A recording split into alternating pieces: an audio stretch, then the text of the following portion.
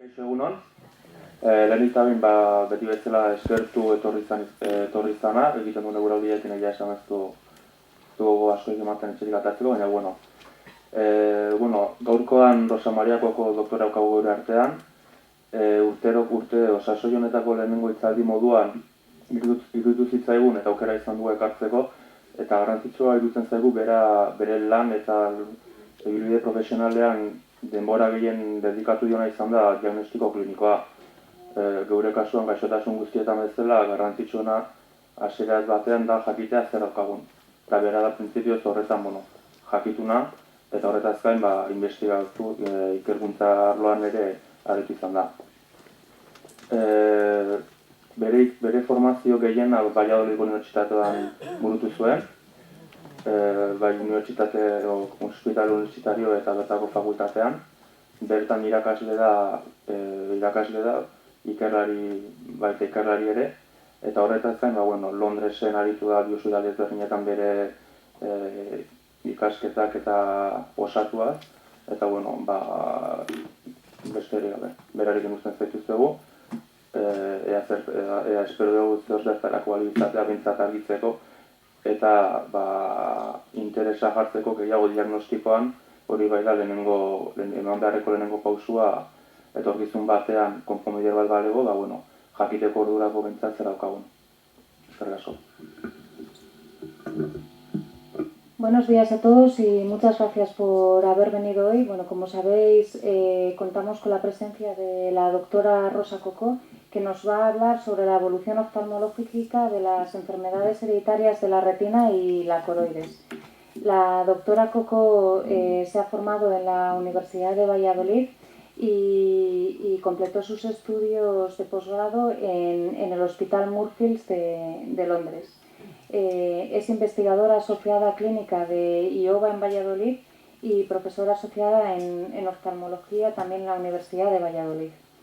Se dedica, en su experiencia profesional, se ha dedicado sobre todo a la patología médica y quirúrgica de la retina, dando especial atención a la degeneración macular asociada a la edad y a las enfermedades hereditarias de retina y de coroides. Es responsable de la unidad de retina y también de la unidad de baja visión. Y respecto a la investigación que realiza, se dedica a ensayos clínicos de estas patologías. También ha participado y participa en estudios genéticos en oftalmología, haciendo sobre todo el fenotipado y en estudios de baja visión. Por otro lado, es miembro de varias sociedades nacionales e internacionales de oftalmología. Ha dado muchísimas comunicaciones personales en congresos y reuniones y tiene bastantes publicaciones tanto en revistas nacionales como internacionales. Hemos querido que ella esté aquí con nosotros hoy porque creemos que es imprescindible que a todos se nos haga un diagnóstico clínico como debe ser y creemos que ella, que se dedica a ello, nos puede inculcar lo importante que eso vaya de la mano con un diagnóstico genético y para dar un impulso a lo que desde Beguisar y desde el Hospital Donostia se está haciendo desde este año, que es el proyecto de investigación, que creo que todos sabéis de él y os habréis apuntado, pero si alguno quiere más información, luego nos podéis preguntar.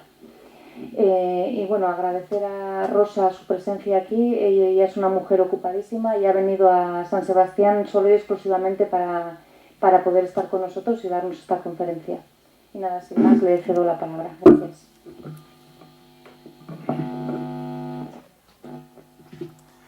Bueno, gracias a Itziar por... ¿No se me oye? A ver si le he apagado. ¿Y ahora? No. A lo mejor se ha desenchufado. Nada, quería dar las gracias a Itziar por invitarme a San Sebastián y poder estar esta mañana con vosotros y contaros un poquito algunas cosas importantes, como decía ella, sobre el diagnóstico y el pronóstico de esta patología. Voy a enseñaros una cosa muy cortita sobre la electrofisiología, que es una prueba fundamental para llegar a un diagnóstico correcto en las enfermedades hereditarias. Y luego lo que os voy a enseñar son, como decía mi abuela, muchos santos, muchas fotos de patología hereditaria para que veáis la complejidad que tiene, la cantidad de cuadros que hay, enseñaros que una misma mutación en un mismo gen puede producir cuadros clínicos muy diferentes, de la misma manera que mutaciones muy diferentes en muy distintos genes pueden llevar a un mismo cuadro, etcétera, etcétera. Simplemente que veáis ese tipo de complejidad. Y ya por último os he hecho un refrito de las cosas por donde puede ir la investigación en el futuro, porque siempre sé que a vosotros os interesa y bueno, pues espero que responder a vuestras preguntas con eso. Y si no es suficiente, pues luego se abrirá un turno de preguntas, me imagino. Bueno, pues como os decía, voy a quitar eso de ahí. Vale. Como os decía, nada, 3 diapositivas muy cortito para hablaros de la electrofisiología. Recordad que cuando se hace un electroretinograma normalito y corrientito, según la Sociedad Internacional de Electrofisiología Clínica y Visión, la ISCEP, hay que hacer un mínimo de 5 pruebas. 3 de ellas en oscuridad y 2 de ellas en luz. El electroretinograma se debe hacer siempre en midriasis, es decir, dilatando la pupila. Y lo que dice la ISCEP es que los pacientes tienen que estar 20 minutos en oscuridad, hacerse las 3 pruebas de oscuridad, luego 10 minutos en luz y hacerse las 2 pruebas de luz. Porque si no se hace así, de esta manera, luego no es comparable lo que sale en un laboratorio de electrofisiología con lo que sale en otro. Y a veces, pues cuando llegan los genetistas y tienen que hacer una publicación y tienen un electroretinograma que no está muy bien hecho, pues resulta que no se lo aceptan, porque los referís se la echan para atrás porque no tienen las 5 pruebas mínimas. Entonces es importante para que luego los genetistas, que muchas veces utilizan fondos de investigación para hacer muchos diagnósticos genéticos, pues puedan tirar adelante con sus diagnósticos genéticos moleculares. Bueno, cuando se hacen las pruebas en oscuridad, se hace una con una intensidad mínima en la que se ve básicamente una respuesta de bastones. Luego se hace otra con una intensidad máxima de luz en la que se ve una onda A y una onda B, muy importantes, mucho más marcadas, más elevadas que en la primera. Y luego se hace un flashazo doble de luz que nos da lugar a lo que nosotros llamamos los potenciales oscilatorios. Los potenciales oscilatorios se generan en una parte de la retina diferente de los fotorreceptores y también nos dan idea de distintas patologías de la retina, o sea, se afectan en distintas patologías de la retina los potenciales oscilatorios que los otros. Y luego en luz hay que hacer 2 pruebas, con luz blanca, que siempre nos va a dar una respuesta que también tiene onda A y onda B, igual que esta, pero de mucha menor intensidad porque es una respuesta pura de conos, y luego otra que es como una luz que centellea, como la de un fluorescente, que nos da una respuesta de este tipo. Y estas 2 lo que nos dan son la respuesta de los conos. Recordad que los bastones son los que ven de noche, son los que están en la periferia de la retina y son los responsables del campo visual, mientras que los conos están en el centro de la retina, son los que ven el detalle. Y los conos también son los que ven los colores. Hay 3 tipos de conos, los conos rojos, los conos verdes y los conos azules. Y si a alguno le gusta la informática y sabe de ordenadores, sabe que con esos 3 colores se pueden hacer todos, ¿vale? Entonces los conos, utilizando esos 3 tipos de conos, vamos a ser capaces de reconocer todos los colores. De manera que cuando en la patología hereditaria de la retina se estropean los bastones, pues lo que perdemos es campo visual y vemos mal de noche, mientras que cuando se estropean los conos perdemos la parte central, no somos capaces de reconocer cosas pequeñitas y además tampoco somos capaces de reconocer los colores. Y entonces toda esta información, saber si están estropeados los conos, los bastones, o si es la retina interna la que no funciona, más allá de los fotorreceptores, eso nos lo da un electroretinograma muy bien hecho. Y es una prueba sencillita, es pesada, porque un electroretinograma muy bien hecho pues te lleva 1 hora, 1 hora y media. Si te dan que agarrar los electrodos, 1 hora y media. Entonces es pesadita, pero hay que hacerlo de esta manera. Hay otra prueba que no es estándar, pero que yo utilizo mucho, sobre todo cuando no tengo claro cuál es el diagnóstico, no se ve en el fondo bien si puede ser la retina o si puede ser el nervio óptico el que está mal, que es el electroretinograma en patrón. Es una prueba que nos da una onda de muy escasa amplitud. Si nos fijamos en el electroretinograma, pues lo normal es que tenga la diferencia entre la onda A y la B aquí, pues sean unos 300, 400, 500 microvoltios, mientras que aquí es una respuesta de 2, 4 microvoltios. Es difícil de recoger, pero cuando se hace bien, nos puede dar mucha información. De hecho, en una distrofia macular, aunque no haya nada en el fondo, el electroretinograma sale normal, mientras que el PERG sale plano, como sucedía en este paciente, que en este sí que era obvio que tenía algo en la mácula, ¿vale? Mientras que cuando es una enfermedad del nervio óptico, lo que se pierde es selectivamente esta onda negativa de aquí, la N95. Y entonces esto nos puede llevar más a un diagnóstico de un problema del nervio óptico. Este es un niño de 9 años con una atrofia óptica dominante. Entonces es una enfermedad del nervio óptico. Entonces, que el PERG esté plano nos indica enfermedad macular, enfermedad retiniana, mientras que desaparezca selectivamente la N95 nos habla de una enfermedad del nervio óptico. Y esto, cuando andamos despistados, a los oftalmólogos nos puede dar mucha información. Y luego tenemos otra prueba para cuando el campo visual ya sale negro, todavía el electroretinograma multifocal a veces nos permite detectar la zona de retina que está funcionando y podemos pues, monitorizarla en el tiempo y ver pues, si se va perdiendo, si se va deteriorando la función en esta zona o no. Este sería un electroretinograma multifocal normal. Básicamente lo que obtenemos es la respuesta eléctrica como un pequeño electroretinograma similar a los que veíamos antes de cada una de esas zonas hexagonales, ¿no? Entonces, este sería un electroretinograma normal, este es de Macu, una de nuestras enfermeras de la consulta, y este es de un paciente con retinosis, en el que solamente queda función en esta isleta central. La verdad es que los pacientes con retinosis mucho más frecuentemente nos muestran más de una isleta, electroretinogramas multifocales de este tipo, con más de una isleta. Y en los pacientes con distrofias maculares, lo que vemos es una disminución de las respuestas más centrales. Aquí es donde nos falta la función de la retina. Y esto pues a veces cuando un paciente empeora y no sabes si es la retina o es que tenía un poquito de catarata y la ha avanzado o qué es lo que tiene, pues nos puede ayudar a decidir si realmente es la retina la que está empeorando o hay otra cosa diferente que no es la retina. Bueno, eso con respecto a la parte de diagnóstico, yo creo que es importante que les pidamos a nuestros neurofisiólogos que nos hagan las pruebas correctamente. Esto es... Bueno, hay que pedírselo, porque si no, van a seguir con la presión asistencial que tienen, van a seguir tendiendo pues, a no esperar 20 minutos en oscuridad, a no esperar 10 minutos en luz. Entonces, creo que merece la pena pues, intentar convencer a los neurofisiólogos de cómo hacer un electroretinograma correctamente, porque a los oftalmólogos nos da una información muy importante que nos ayuda mucho, mucho en el diagnóstico. Y muchas veces el diagnóstico es imposible si no tienes un buen electroretinograma. Y pasamos a la segunda parte de la charla en la que os comentaba que os voy a enseñar cuadros clínicos. Todos son enfermedades hereditarias de la retina y la coroides, todas ellas muy interrelacionadas entre sí. Y bueno, lo vamos a dividir en tres partes a su vez. Bueno, esto es un corte histológico de una retina. Y hay esta parte de aquí de la retina, esta es la coroides, que es la capa vascular, esto es un vasito, que esta capa nutre toda esta parte de aquí de la retina, ¿vale?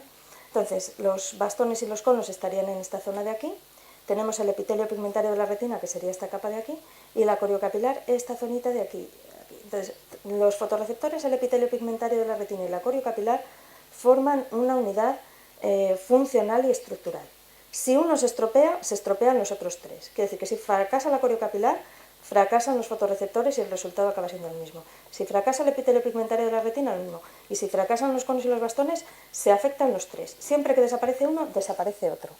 ¿Vale? Entonces, vamos a empezar primero por las enfermedades que afectan primariamente a los bastones y a los conos. Luego veremos algunas que afectan al epitelio pigmentario de la retina y luego algunas que afectan a la coriocapilar. ¿Vale? Empezamos por las de bastones y conos. Lo que primero quería enseñaros es que hay, no todas las enfermedades que afectan a los bastones y a los conos son progresivas. Lo que todos conocemos son las retinosis pigmentarias, sindrómicas y no sindrómicas, y las distrofias de conos. Pero estas dos tienen sus equivalentes que no son progresivos, que son la ceguera nocturna congénita estacionaria, que sería el equivalente de la retinosis pigmentaria, pero en estacionario, es decir, que no progresa. Tú naces con un defecto en el momento del nacimiento y estás igual toda tu vida. Y las disgenesias no progresivas de conos, que serían el equivalente de las distrofias de conos, pero en estacionario, es decir, que no progresan, tú naces con el defecto y no progresan, ¿vale? Esto es importante porque a veces me he encontrado con pacientes que tenían este tipo de cuadros, que estaban diagnosticados de retinosis, que pensaban que iban a empeorar. Como el diagnóstico se hace desde pequeñitos, porque naces con el defecto visual, pues a veces se coartan cosas que se pueden hacer en la vida. Porque si voy a empeorar, eso no lo voy a poder llegar a hacer, ¿no? Entonces, bueno, pues es importante saber si estamos ante una enfermedad progresiva, que son las más frecuentes, esa es la verdad, o estamos ante una enfermedad estacionaria. Bueno, pues empezamos viendo la ceguera nocturna congénita estacionaria. Bueno, generalmente el fondo de ojo en los pacientes con ceguera nocturna congénita estacionaria es normal. Bueno, es más bien el fondo de un miope. A los ojos de los miopes les llamamos los oftalmólogos, les decimos que tienen un fondo atigrado, como la piel del tigre, ¿eh? Entonces tienen un fondo atigrado, pero como es normal en un paciente miope. Estos pacientes son miopes, ¿eh? Y ven muy mal de noche. Entonces, bueno, pues hay veces que si el paciente se queja de ver muy mal de noche, podemos hacer una prueba sencilla que es un test de adaptación a la oscuridad. Cuando una persona normal lleva un rato en oscuridad, los primeros minutos muy rápidamente se van adaptando sus conos a la oscuridad y luego los bastones son capaces de llegar a ver incluso en condiciones de muy poquita luz. Sin embargo, estos pacientes muestran un poquito de adaptación de los conos, pero luego ya sus bastones son incapaces de adaptarse a la oscuridad. Luego tienen una ceguera nocturna que es real, es real. Y además, cuando miramos el electroretinograma, esta enfermedad es una enfermedad de retina interna, o sea, no es lo que le sucede en esta enfermedad es que el fotorreceptor responde, pero no envía la señal a las células posteriores, a la bipolar, a la ganglionar, que son las que llevan la información al cerebro. Entonces, se para ahí la información y no va más allá. Por eso no aparece onda B. O sea, aparece la onda A del fotorreceptor, pero no la onda B que produciría la retina interna. Bueno, hay cegueras nocturnas estacionarias que no tienen fondo de ojo normal. Estas son realmente raras. Por ejemplo, el Oguchi, la retina parchada de Kandori, son enfermedades que tienen mucho los orientales, los chinos, los japoneses, pero que en nuestra raza se da poquito.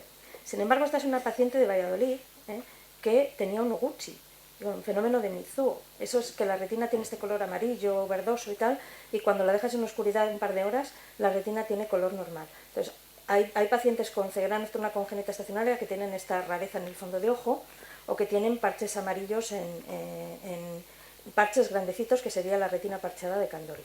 Este es un fundus albipuntatus, que son manchitas amarillitas aquí. Entonces, aquí es muy importante hacer el electroretinograma porque hoy hay un tipo de retinosis que es la retinitis puntata albecens, que tiene el mismo aspecto clínico. Entonces, si no tienes el electroretinograma, que te permite diferenciar que aquí hay onda A sin onda B, que sería una ceguera nocturna congénita estacionaria, pues podrías pensar que es una retinitis puntata albecens. La retinitis puntata albecens daría un electroretinograma plano, el fotorreceptor no responde, aunque tienen de hecho el mismo aspecto clínico. Pues aquí el diagnóstico, insisto, nos lo da el electroretinograma. Por lo tanto, hay pacientes que tienen una ceguera nocturna muy evidente, que tienen cierto defecto funcional en su visión, pero que no son retinosis pigmentarias, que son cegueras nocturnas congénitas estacionarias. La mayor parte de ellas con fondo de ojo normal, solamente un poco miópico.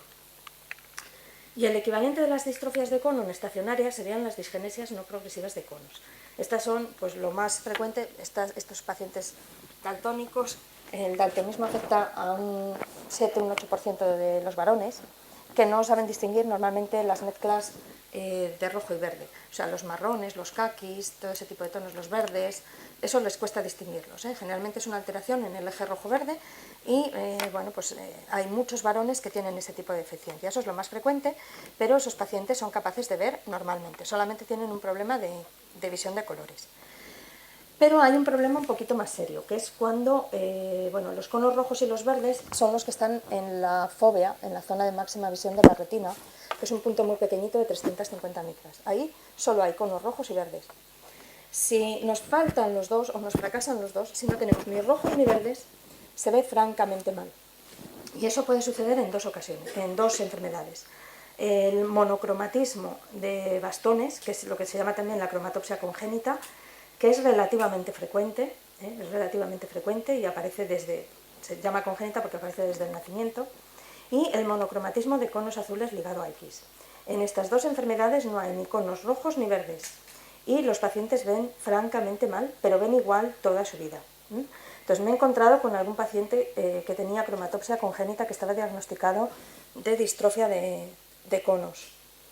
Y es que el electroretinograma es absolutamente igual. O sea, las pruebas escotópicas son normales y las fotópicas son planas. Son planas. Entonces, el fondo de ojo en los monocromatismos es normal, y lo que nos da el diagnóstico es hablar con el paciente y que nos diga que él siempre vio igual toda su vida. Además, estos pacientes suelen tener un nistagmus muy marcado. O sea, los ojos se mueven continuamente con movimientos erráticos.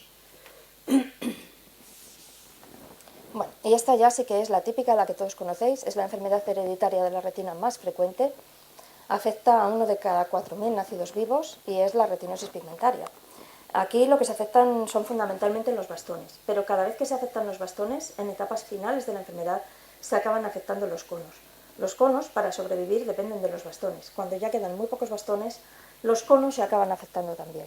Por eso, pues conoceréis algunos pacientes afectos de retinosis pigmentaria que en etapas más avanzadas de la enfermedad pues también acaban perdiendo la visión central. Lo típico es que permanezca una visión tubular central. El aspecto típico es el de la pigmentación en espículas en el fondo de ojo y la ceguera nocturna. Pero hay también aspectos de fondo de ojo que son raros, que son atípicos, ¿no? Bueno, en realidad la retinosis pigmentaria inversa no es nada más que una distrofia de conos y bastones, que luego veremos. La distrofia tapetorretiniana cristalina de Vieti pues nos da unos depósitos amarillos que brillan en el fondo de ojo en lugar de la pigmentación en espículas. La maurosis congénita de Leber no es nada más que el tipo más grave de retinosis pigmentaria que aparece al nacimiento. Fundamentalmente en un niño que no ve en primer año de vida, lo más importante es el electroretinograma para tratar de diferenciar si lo que tiene es una maurosis congénita de Leber o lo que acabamos de ver, una cromatopsia congénita. Y el electroretinograma es la clave. Si solamente se aceptan las pruebas fotópicas, entonces es una cromatopsia congénita. Si el electroretinograma entero es plano, es una maurosis congénita de Leber. Y el pronóstico es claramente diferente. La cromatopsia congénita no va a empeorar y mantiene cierta función de la retina. La maurosis congénita de Leber es brutal. En la primera década de la vida están ciegos totales. Y para esto, gracias a Dios, hemos empezado ya a tener una esperanza, como vamos a ver al final, porque ya se han empezado a hacer terapia génica en humanos en la maurosis congénita de Leber. También hay cuadros que, como os decía antes, lo que producen es una retinitis punctata albecens, estos puntos amarillos o blanquecinos en el fondo de ojo en lugar de la pigmentación en espícula. Y la retinosis pigmentaria sin pigmento no suele ser nada más que las formas iniciales de retinosis pigmentaria. A veces se ve un reflejo aquí raro, como color bronce, que lo llamamos reflejo tapeto-cristaliniano también, y entonces podemos ver solamente esto o nada, pero suelen ser formas iniciales de retinosis. Al mismo tiempo, hay formas que en lugar de afectar a toda la retina, solo afectan a una parte de la retina, y estas van a tener mucho mejor pronóstico, porque hay formas de retina que se conservan. Entonces hay formas, la más frecuente, la retinosis pigmentaria en sector, que solamente se afecta el tercio inferior de la retina. Normalmente el polo posterior suele estar conservado.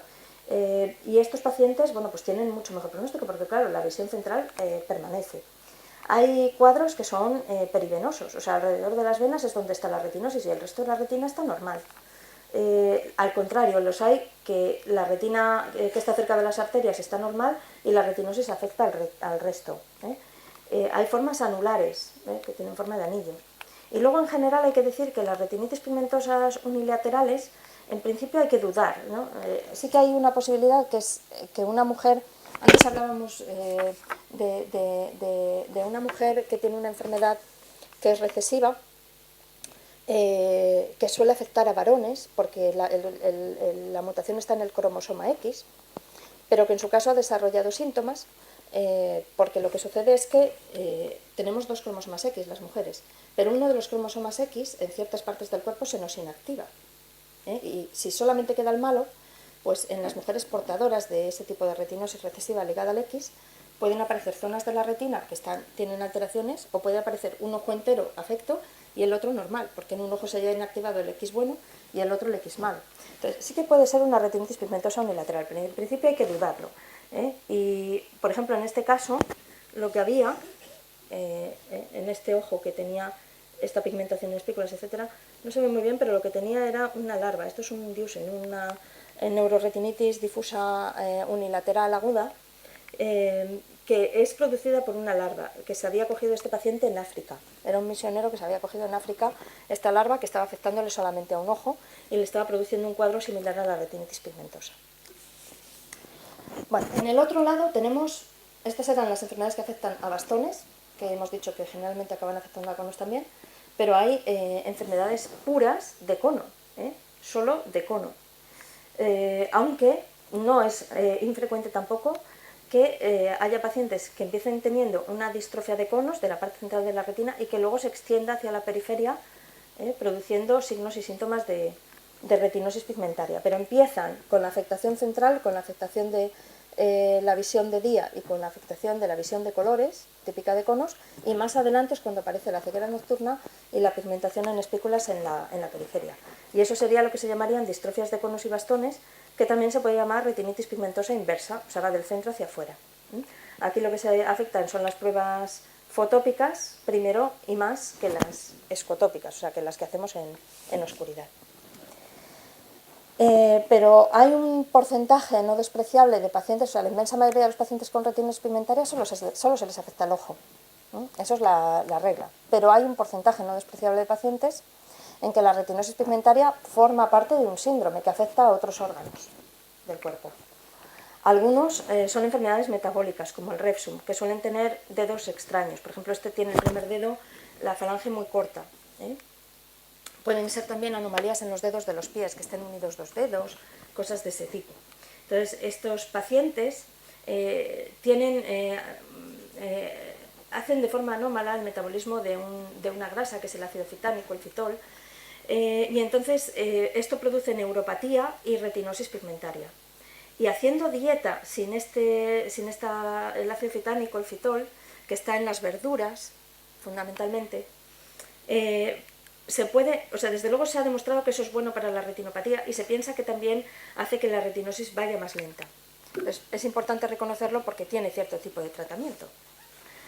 También una enfermedad metabólica es la hipo o la A-beta-lipoproteinemia, o enfermedad de Basen-Konsberg, que también tiene cierto tratamiento. También es un problema de transporte de grasas, de colesterol y triglicéridos en este caso, que produce una diarrea grasa, que no se va fácilmente cuando tiran de la cadena porque es puramente grasa y flota, produce una anomalía en los glóbulos rojos, produce retinosis pigmentaria y ataxia, que es un problema del equilibrio, que se van para los lados. Y también tiene cierto tratamiento disminuyendo el aporte de colesterol y triglicéridos. Hay otras veces que la retinosis pigmentaria se encuadra en el contexto de enfermedades musculares. Fundamentalmente el Kearns-Sayre, que es una encefalomiopatía mitocondrial, o sea, aquí la mutación está en el DNA mitocondrial, y luego hay otras dos mitocondriales que son el MELAS y el MERD. Bueno, estos pacientes fundamentalmente lo que tienen es la miopatía, ¿no? Aunque hay otros síntomas neurológicos asociados. Y luego la distrofia, estas son raras, pero la distrofia miotónica de Steiner es relativamente frecuente en la población general. Lo habitual es que la distrofia miotónica de Steiner dé cataratas, es la afectación ocular más frecuente, sin ninguna duda, con diferencia. Pero hay un pequeño porcentaje de pacientes con Steiner que también producen o tienen problemas en la retina y también tiene cierto tratamiento. Entonces, bueno, pues es importante reconocerlas y esta no es infrecuente en la población general. Y por último están las neurológicas, las que se acompañan de ataxia, o sea, estos que tienen problemas vestibulares, que se van en el equilibrio, pero lo más importante por su frecuencia son el Usher y el Bardet-Biedl, que cursan con sordera por su frecuencia. El Usher supone el 20% de las retinosis sindrómicas y el Bardet-Biedl casi el 10%, o sea, entre las dos suponen el 30% de las sindrómicas. Hay muchas más, o sea, sindrómicas hay muchas, señor Blocker, Hubert, o sea, hay muchísimas, muy raras. Estas son las que os he puesto las más frecuentes y sin duda ninguna estas dos, el Usher y el Bardet-Biedl. El Bardet-Biedl también tiene otra curiosidad, que es que pueden tener más de 6 dedos, esto se llama polidactilia, y por eso tiene cierto interés, debido a lo del Refsum y al Bardet-Biedl, mirar los dedos de las manos y de los pies para hacer un diagnóstico correcto en retinosis pigmentaria. Bueno, con eso habríamos repasado un poquito las enfermedades que afectan a los fotorreceptores de forma primaria. Pasaríamos a mirar la capa del medio, que sería el epitelio pigmentario de la retina. De entre estas, os he señalado aquí en verde el Stargardt fundus flavimaculatus, que ahora se sabe que es la misma enfermedad, aunque inicialmente se pensaba que el fundus flavimaculatus era una y el Stargardt otra, pues ahora ya se sabe que son debidas a mutaciones en el mismo gen y por lo tanto es la misma enfermedad. Y os lo he puesto en verde porque, aunque en todos los libros viene dentro de las enfermedades del epitelio pigmentario de la retina, de hace 10 años para acá sabemos cuál es el gen, sabemos dónde está localizado y no está en el epitelio pigmentario de la retina, está en los fotorreceptores. Pero de toda la vida clásicamente se pensaba que estaba en el epitelio pigmentario de la retina, aunque no lo está, está en los fotorreceptores. Es una enfermedad de fotorreceptor también. Y os he puesto aquí un ejemplo, esta es una familia mía de Arévalo, que es muy curiosa, porque el Stargardt normalmente es autosómico recesivo, es decir, para que aparezca la enfermedad los pacientes tienen que portar dos genes malos, el que le da el padre y el que le da la madre. Entonces, el primero que vi yo fue a un chico que tenía un Stargardt, a este, y que era un Stargardt típico, con el silencio coroideo, que no había dudas en el diagnóstico, y él comentaba que los 5 hermanos eran afectos y su madre tenía retinosis pigmentaria. Y yo decía, ¿y esto cómo puede ser? Bueno, al final, el padre que supuestamente era sano es este. El padre no era sano, el padre veía unidad, tenía 70 años, pero tiene manchas amarillas en la retina. Este hombre no es normal. Y estaba diagnosticado como, vamos, le habían visto el fondo de ojo y traía hasta la angiografía hecha, pero no es normal, tiene unas manchas amarillas. Y de hecho, esta familia está estudiada por Rusé González Duarte y este señor tiene mutaciones en los dos genes. Lo que pasa es que las mutaciones son leves, producen cambios por aminoácidos muy similares y no produce afectación funcional. Este señor ve perfectamente y hace vida normal, siempre la hizo. La madre sí que parecía que tenía una retinosis pigmentaria cuando mirabas el fondo de ojo, pero si le preguntabas a ella, ella te comentaba que lo primero que había aparecido no era la ceguera nocturna, sino que lo primero que había aparecido era la afectación central y luego, ya cuando tenía 40, 50 años, fue cuando empezó con la afectación periférica. Por lo tanto, es una distrofia de conos y bastones, que también está descrita en mutaciones de ABCA4, que es el gen que produce el Stargardt.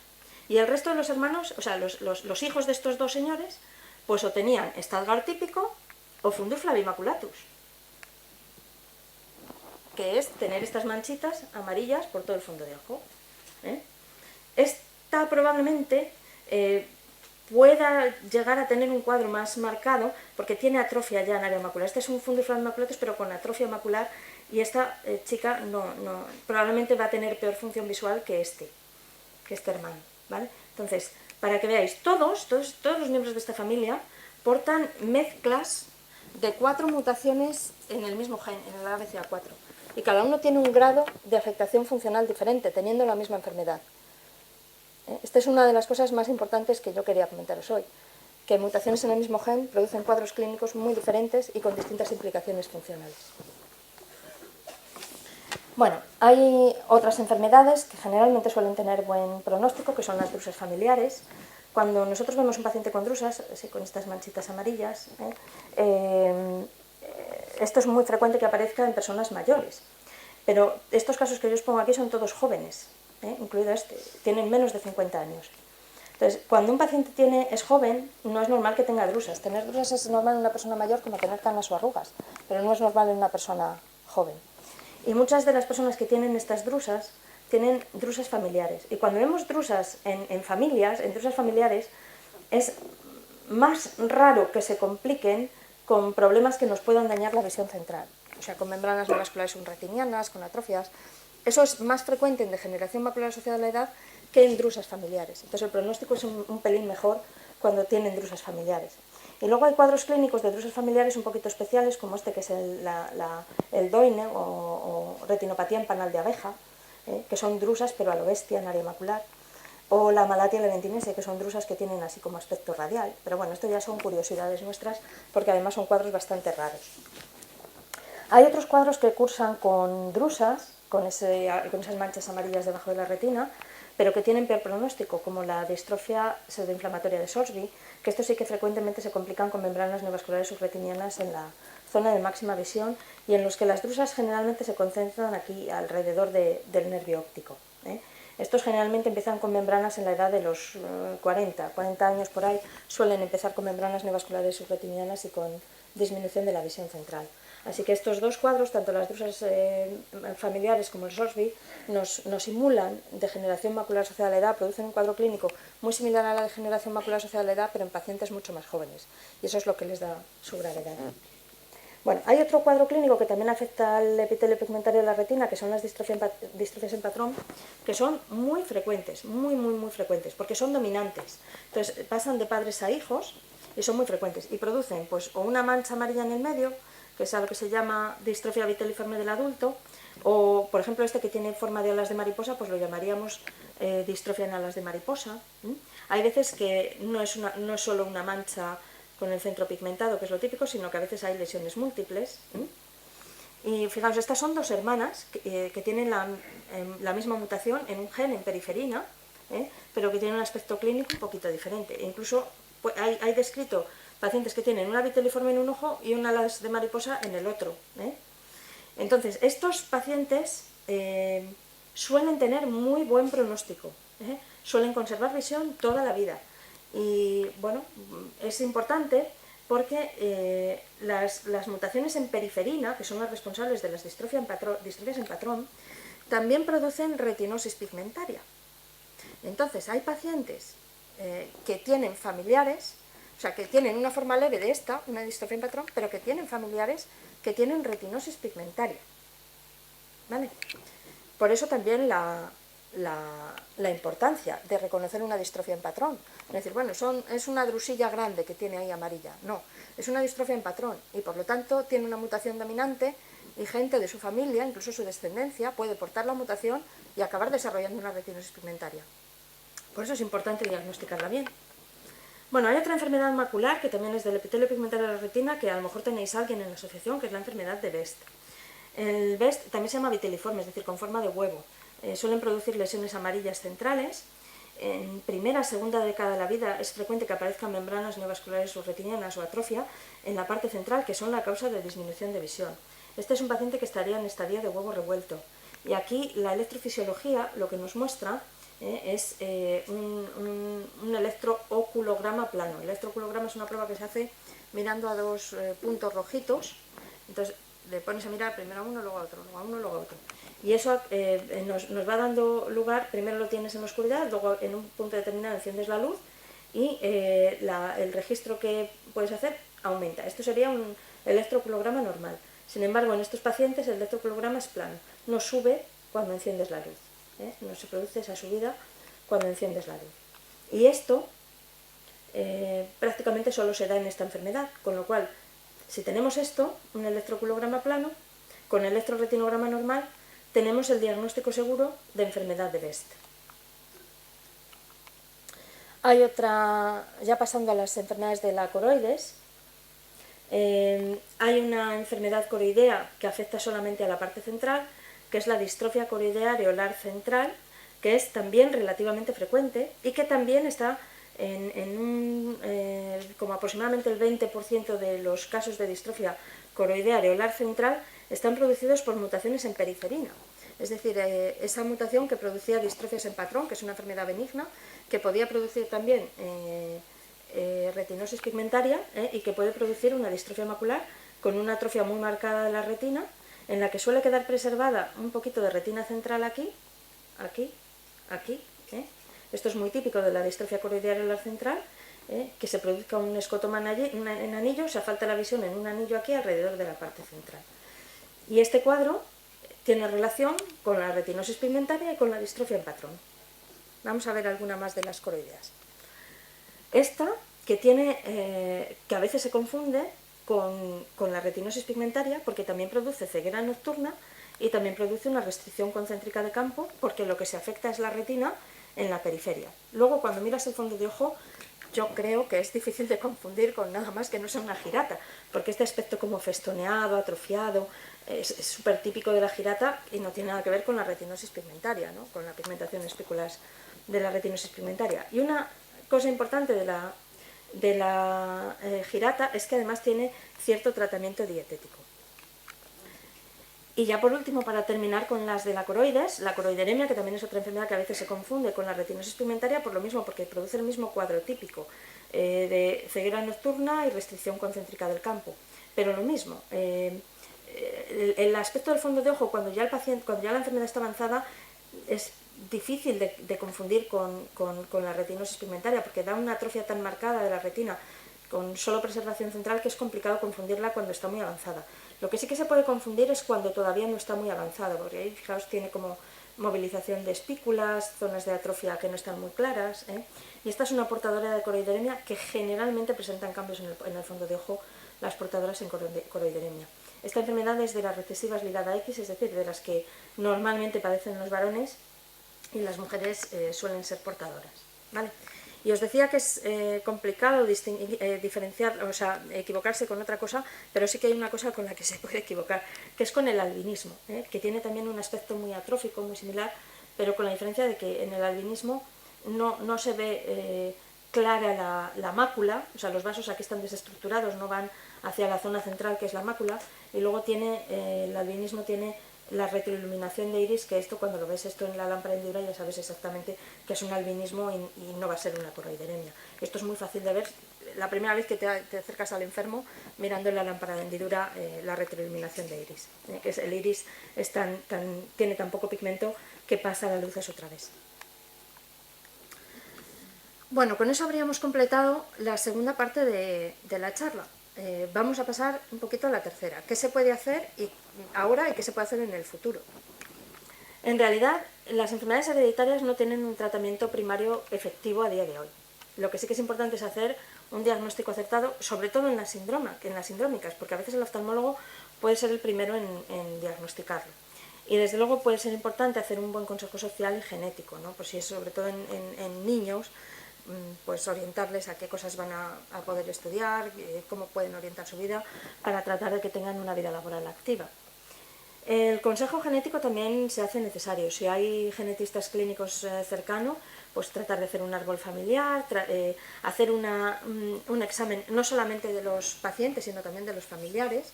Como se enseñaba en la familia de Arévalo, el padre, supuestamente, cuando hicimos el primer árbol genealógico, era sano, pero no lo era, y eso lo detectas viendo a los pacientes. Es importante detectar a las portadoras de coroideremia o a las portadoras de retinitis pigmentosa recesiva ligada al X. Y bueno, para eso se hace necesario ver a la familia, y el abordaje que estáis haciendo aquí en Guipúzcoa de ver no solo a los pacientes sino a las familias me parece que va muy bien encaminado y desde luego hay que felicitarles por haber decidido hacer eso. Desde luego es importante tratar de que les vea el genetista clínico, sobre todo en casos infantiles, en casos que parecen dominantes, que hay más de un miembro afecto, porque hay que ver qué otros miembros tienen riesgo de padecer la enfermedad o de transmitirla, en los recesivos ligados al X, en los Stargardt, porque el diagnóstico genético molecular se puede hacer con éxito hasta en el 95% de los pacientes, en las amaurosis congénitas de Leber, por lo mismo. Entonces hay una serie de situaciones en las que se hace recomendable hacer el diagnóstico genético molecular. Sobre todo eso, en los casos dominantes. Y fijaos, por ejemplo, en esta familia, que es uno de los casos que os enseñaba antes de monocromatismo de conos azules ligado a X, yo vi primero a este paciente. Esta es una familia de Navarra, y el primer árbol genealógico que hicimos fue este. Había aquí dos hijos de dos primas de mi paciente que eran afectos, por lo tanto sus madres eran portadoras seguras, pero había más mujeres en riesgo de padecer la enfermedad. Tras hacer el diagnóstico genético, la hermana de mi paciente se había decidido a tener un hijo que fue afecto, y sus primas, e incluso una hija de su prima, ya sabían que eran portadoras, con lo cual aquí, si deciden tener familia, van a saber que sus hijos pueden portar la mutación y pueden tomar medidas antes de tener familia. Hay otra cosa importante, que es las ayudas de baja visión. En general, en las distrofias maculares y en las enfermedades de retina central son muy útiles las ayudas del tipo de las lupas, pero en las retinosis pigmentarias no funcionan muy bien las lupas. La razón fundamental es porque si tú vas con una zona muy pequeñita aquí y estás viendo solamente una letra, si la letra te la magnifican, no eres capaz ni siquiera de ver la letra entera y cuesta mucho trabajo reconocer aquello. O incluso si estás leyendo y eres capaz de ver una palabra, si te la magnifican ya no eres capaz de ver la palabra entera y cuesta mucho trabajo leer en esas condiciones. Pero sí que se benefician pues, de la utilización de tiposcopios, ¿no? De este tipo de cartulinas negras, utilizar rotuladores para que esté todo muy bien contrastado, relojes parlantes y sobre todo los filtros de absorción selectiva. Los filtros de absorción selectiva a veces mejoran muchísimo el contraste y además protegen la retina. Importante también pues, referirlos a las asociaciones, a la ONCE, si cumplen condiciones, mandarlos al IMSERSO para registrarse como ciegos. Tienen pocas, en general pocas ayudas sociales, pero las pocas que hay, bueno, pues que se puedan beneficiar, ¿no? Y luego, pues ahí se trabaja, sobre todo la gente, los ingenieros trabajan mucho en ayudas visuales nuevas. Por ejemplo, esta es una ayuda, el Augmented View es una ayuda en la que trabaja Fernando Vargas de la Universidad de Murcia, que lo que muestra es ampliada, por ejemplo, la imagen de este chico. Estamos viendo la imagen del chico ampliada. Pero tenemos un sistema de realce de bordes que nos permite ver en una gafa de cristal líquido puesta aquí delante lo que tenemos delante, ¿no? Pues que estamos aquí sentados en unas sillas, en una sala, y que el chico este que estamos viendo su cabeza ampliada está aquí sentado. Entonces, esto nos puede ayudar a movernos mejor, a ver que aquí hay un obstáculo, que voy a tener que ir a la izquierda o a la derecha para sortearlo, etc. Entonces, bueno, este es un tipo de ayudas que puede ser útil en la retinosis pigmentaria. Y os quería comentar tan solo porque además fue un proyecto para el que hemos recibido ayuda de Fundaluce y del IMSERSO, que nosotros trabajamos en unos filtros especiales capaces de cambiar de color. La investigación la hacemos entre 3 grupos. Nosotros, el grupo de Displays y Aplicaciones Fotónicas de la Universidad Carlos III de Madrid, y CIDETEC. CIDETEC es el Centro de Tecnologías Electroquímicas que está aquí en el polígono de Miramón, aquí en San Sebastián. Entonces, en CIDETEC, Cristina Pozo y Josécho Pomposo trabajan en este tipo de materiales, de cristales que son capaces de cambiar de color. Ellos tienen desarrollado este filtro azul y están trabajando ahora en este nuevo que es como de color rosa. Entonces este sería el estado claro y el estado oscuro. Y un poco la idea que tenemos es que el paciente pueda llevar un filtro claro y un filtro oscuro en la misma gafa. Que no tenga que llevar un filtro amarillo y un filtro marrón y tener que estar cambiando de filtro en función de las condiciones de iluminación. Bueno, este es el primer prototipo que estaba unido a unos cables en la pared con esta maquinita y ahora ya lo tenemos más avanzado, todo integrado en la patilla de una gafa. Esto todavía se puede miniaturizar muchísimo más. Y bueno, y esto ha sido objeto de una patente que está presentada en junio del año pasado y seguimos trabajando en él y en mejorar. Además, bueno, pues os está hablando una oftalmóloga. Tenemos que hacer el manejo de las enfermedades oculares asociadas. Desde luego, cuando hay una catarata, operarla. Los pacientes que tienen edema de mácula podemos tratar también de tratar aquello. Los pacientes con BEST, con Sorsby, con estrés angioides, que es otra enfermedad hereditaria, tienen membranas neovasculares subretinianas que podemos tratar también médicamente con fármacos. Es relativamente frecuente que los pacientes con retinosis pigmentaria puedan desarrollar anomalías vasculares periféricas que tenemos que tratar con láser antes de que esto produzca un desprendimiento de retina exudativo. No es muy frecuente, pero se da más en retinosis pigmentaria que en pacientes normales y hay que estar atento a ese tipo de cambios. No quería tampoco dejar de hacer algún comentario sobre la toma de vitaminas. Se toman muchas vitaminas y simplemente quiero dejar claras algunas cosas que tenemos que conocer. Sí que hay un ensayo clínico relativamente antiguo, porque creo que tiene más de 10 años, que lo hizo Berson en Boston, en pacientes con retinosis pigmentaria. Probó varias cosas, ¿no? Dar solo vitamina A, dar vitamina A y E, dar vitamina E y dar pocas cantidades de vitamina A y E. Claro, las vitaminas no se pueden dejar de dar, no se pueden suprimir de la dieta, por eso daba poquita. Lo que vio es que todos los grupos a los que daba vitamina E empeoraban y solamente mejoraban los que tomaban vitamina A. ¿Esto por qué es importante? Porque muchos pacientes con retinosis están tomando vitaminas de las que se dan para degenerar la edad. Perdonad. Y los fármacos que se dan para DMAE tienen todos vitamina E. No deberíamos de tomar ese tipo de fármacos. Hay otra cosa importante, y es que lo que probó Berson son 15.000 unidades internacionales de vitamina A al día. Bueno, pues no tenemos en España, en todo el país, ninguna manera, o sea, no se puede conseguir pastillas de 15.000 unidades internacionales. Esto se puede conseguir en el Reino Unido, se puede conseguir en Estados Unidos, en Australia, en Canadá, se puede conseguir en muchos países, pero aquí no se vende. La única cosa que está en el mercado es la auxina A, que es para pacientes que tienen problemas intestinales o pacientes con una beta-lipoproteinemia, que necesitan tomar dosis muy elevadas de vitamina A. Eso tiene 50.000 unidades internacionales de vitamina A. La dosis tóxica es 20.000, con lo cual estaríamos tomando 2 veces y media la dosis tóxica. Y no tenemos, o sea, realmente no tenemos, comprándolo en España, ningún compuesto que se ajuste al ensayo clínico de Berson.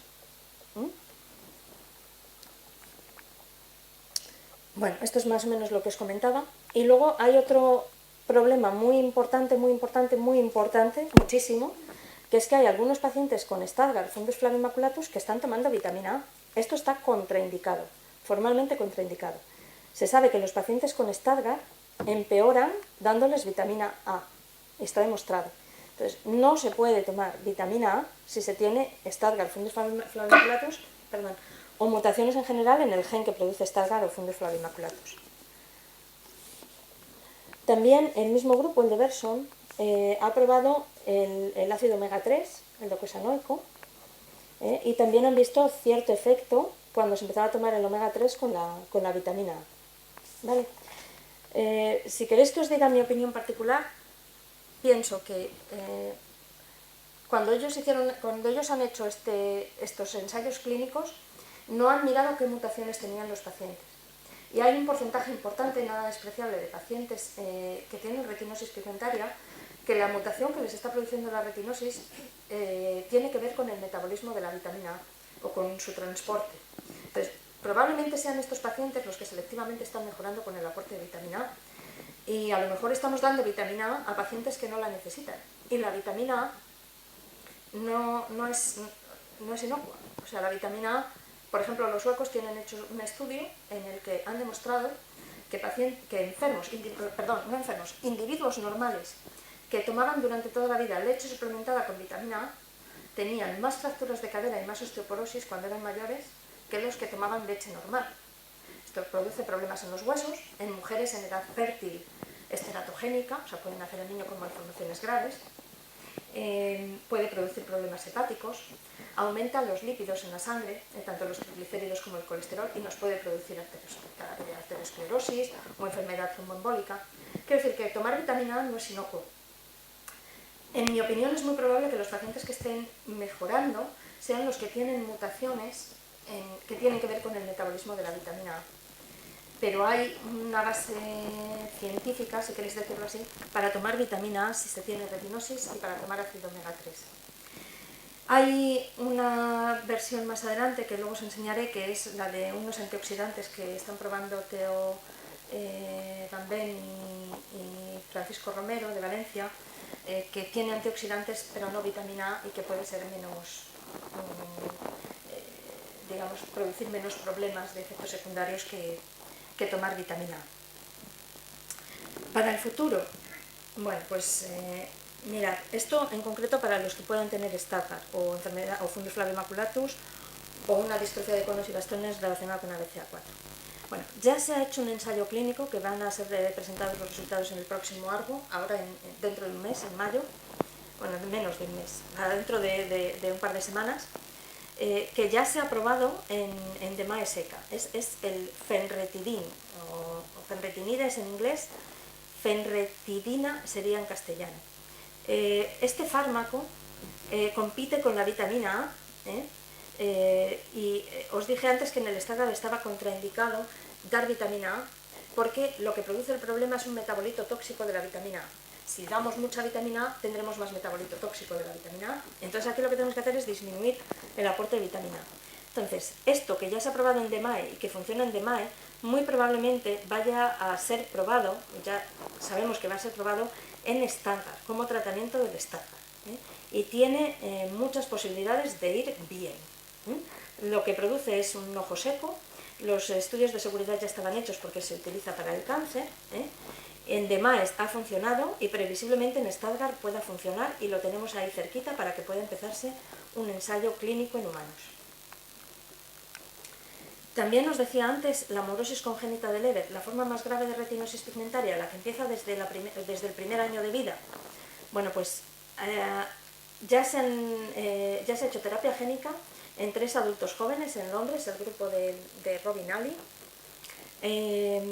No han tenido complicaciones, sobre todo les preocupaba poder tener problemas inmunológicos que no han tenido.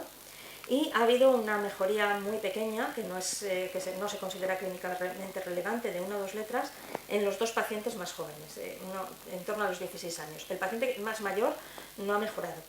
Después de esto ya han operado a un niño de 8 años. Piensan que cuanto más joven sea el paciente, más posibilidades de éxito.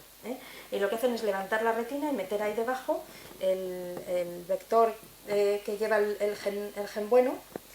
Y lo que ha conseguido, no he conseguido yo bajarme el vídeo de YouTube, pero podéis encontrarlo en YouTube. Si ponéis amaurosis congénita de Leber y terapia génica, podéis ver cómo los chicos estos que han mejorado les ponen en un circuito con obstáculos y antes de la terapia génica se van golpeando con las paredes y después de la terapia génica van sorteando más o menos los obstáculos. También se trabaja, y esto piensan que en un par de años pueden empezar a hacer terapia génica también en humanos, en retinosis pigmentaria dominante. Aquí lo que se hace es bloquear la síntesis de RNA mensajero para que no se produzca la proteína anómala que lleva el problema. Hay otra cosa que también resulta muy interesante, sobre todo porque no va dirigida a una mutación concreta, sino que es inespecífica para cualquier tipo de retinosis pigmentaria. Ahora que digo lo de que es específico para una mutación concreta, olvidé deciros antes una cosa que es importante. La terapia génica para amaurosis congénita de Leber solo está montada para el gen RP65, que es el que produce amaurosis congénita de Leber en población anglosajona. En España, el grupo de Carmen Ayuso no ha encontrado ninguna mutación RP65 como causante de amaurosis congénita de Leber. Son todas CRB1, en otro gen distinto. Entonces habrá que montar la terapia génica para CRB1 para nuestra población, porque nosotros no somos ingleses ni anglosajones, no tenemos la RP65. Eso es importante también, la genética de poblaciones. Entonces la terapia génica es específica para una mutación concreta. Tienes que saber que ese paciente porta esa mutación, es obligatorio. Por eso es interesante también tener el diagnóstico genético hecho. Te pones en la cresta de la ola para poder recibir cualquier tratamiento que sea dependiente de mutación. Lo mismo pues la fenretidina. Solo entrarán en el ensayo clínico aquellos que tengan mutación en la BCA4 conocida. Bueno, con respecto a la terapia de células encapsuladas, lo que os decía es que lo interesante aquí es que da igual el gen que tengas mutado. Básicamente lo que hacen con esta tecnología es, utilizan células madre, pero las células madre no van a reponer nada que falte. Las células madre se utilizan porque son inmortales, las células madre no se mueren. Entonces las modifican para que produzcan un factor de crecimiento, que es el CNTC-alfa, y entonces ese factor de crecimiento hace que las células vivan más, durante más tiempo. Entonces se retrasa el avance de la enfermedad. Entonces lo que hacen es, en una especie de capsulita pequeña, ponen allí las células modificadas para que dejen salir el CNTC-alfa. Y esa capsulita se engancha en la esclera, en lo blanco del ojo. Se engancha ahí el receptáculo de aquellas células, y las células, como son inmortales, van a producir para siempre ese CNTC-alfa, de manera que te evitas estarlo pinchando cada cierto tiempo. Es una forma de que te libera un factor de crecimiento. Tú te haces una operación relativamente sencilla, te ponen eso ahí y te olvidas de pincharte o de ponerte fármaco cada cierto tiempo. Ya han puesto este tratamiento a 61 pacientes con retinosis de larga evolución, 67 con una retinosis precoz, 128 en total, y estamos esperando los resultados, o sea que está relativamente avanzado. Van a estar 2 años de seguimiento. Más cosas que hay, bueno, pues la brimonidina, un fármaco que utilizamos para el tratamiento del glaucoma. También están planeando hacer un ensayo clínico en retinosis pigmentaria, tanto en Estados Unidos como en Japón. Y van a utilizar el fármaco por vía tópica en gotas y por vía intravitreal. Y en los estudios preliminares lo que han visto es que sí que había una cierta mejoría del campo visual, con gotas, en el estudio que han hecho con gotas. Bueno, esto es lo que os comentaba antes Teban Ben y Francisco Romero. Teban Ben es sueco y Francisco Romero es valenciano. Entonces, Teban Ben tiene una fórmula con antioxidantes que no contiene vitamina A, que están probando la gente de Valencia. En concreto, el oftalmólogo que lo está probando es David Salom. Francisco Romero es bioquímico y David es el oftalmólogo que trabaja con él. Y bueno, ellos están haciendo tanto un ensayo en retinosis o como un estudio clínico, porque esto no es un ensayo clínico, porque no es un fármaco, es un suplemento alimenticio. Entonces, lo están haciendo en pacientes con retinosis pigmentaria y en pacientes con DMAE. Yo, la última vez que he visto a David, hace pocos meses, le pregunté qué tal iban y me dijo que tenían, el estudio no van a dar resultados hasta los 2 años, pero en el estudio que habían hecho al año de seguimiento sí que habían visto cierta mejoría en el electroretinograma multifocal de los pacientes con retinosis pigmentaria que tomaban el fármaco. Vamos a ver lo que da de sí, porque una fórmula de este tipo nos evitaría los efectos secundarios de la vitamina A, que siempre son temibles. Bueno, con respecto a la visión artificial, a los chips de visión artificial, bueno, pues hay dispositivos que se ponen por encima de la retina, dispositivos que se ponen por debajo de la retina, e incluso los neurólogos trabajan en algunos que estimulan el nervio óptico o el córtex cerebral. Desde mi punto de vista, tienen más posibilidades de funcionar los que se ponen en el ojo que los que se ponen más atrás, porque los que se ponen más atrás se pierden el procesamiento que hace la retina de la información, de la imagen. Entonces, con respecto a estos, también hay pacientes que ya portan el chip, ¿no? Hay 3 grupos en Europa y 1 en Australia. En concreto, en Alemania hay un grupo que ha puesto el chip subretiniano en 6 pacientes y el de Tübingen que ha puesto una prótesis epiretinal por encima de la retina en 8 pacientes. Estos ya con 400 electrodos, porque los de 14 electrodos, que eran estos, 16 por ahí, claro, la imagen que esto puede dar, pues solamente reconocen si está encendido en vertical, en horizontal. Por ejemplo, les puedes poner una A, les puedes poner una H, pero claro, es una visión muy rudimentaria. Ya si tienen más puntos, pues hay más posibilidades de ver un poquito más.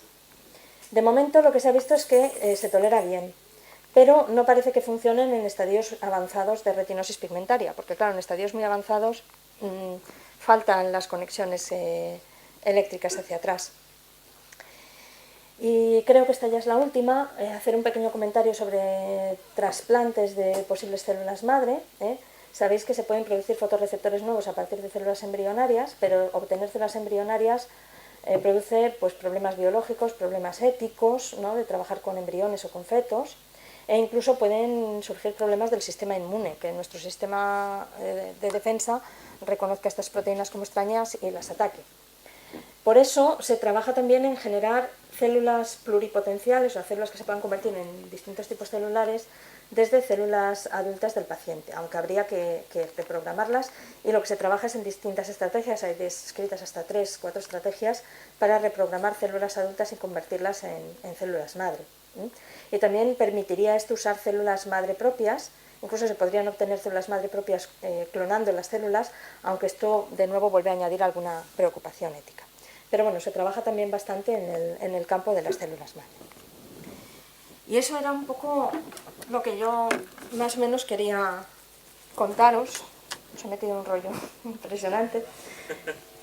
Seguramente os habrán surgido dudas y yo creo que podemos abrir el turno de preguntas para lo que queráis, que os aclare o que os cuente.